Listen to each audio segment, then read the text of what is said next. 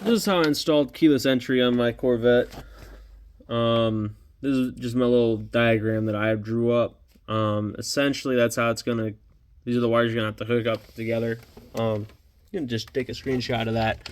The blue and black wire I was talking about is this little jumper that's in here. Kind of see it. Flashlight. There we go.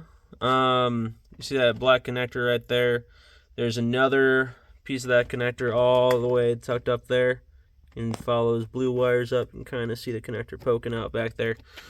So that's basically a jumper. So I unplugged that and spliced that into my install gear right here. Then, like, obviously I had the connector off of the install gear. These wires right here, the green, yellow, and pink, don't even use them, so I unplugged those. I just took them out of the connector. You could snip them. Doesn't really matter. They don't do anything. Ground, I use the ground for the head unit. I think there's constant power up here somewhere, but I have a power wire coming for another project from the battery, so I'm using that as my 12-volt source for this.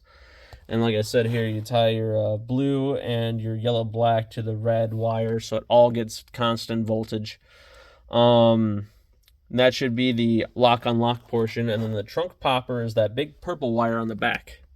This big purple wire right here, that is for your trunk popper. And I'm using, you can kind of make out what that is, but that wire right there, it's brown. It comes from the trunk popper right here. I verified that by just giving it ground with this jumper right here, and it popped the trunk. And so basically the trunk popper on the install gear just gives it ground, then it energizes the whole circuit and pops the thing. So I'm gonna splice into that wire somehow, or you go off of anywhere else you find the wire for that, but that's where I found it. Essentially, that's how you install a install gear on one of these Corvettes. This one's an '84, and it does not have anti-theft.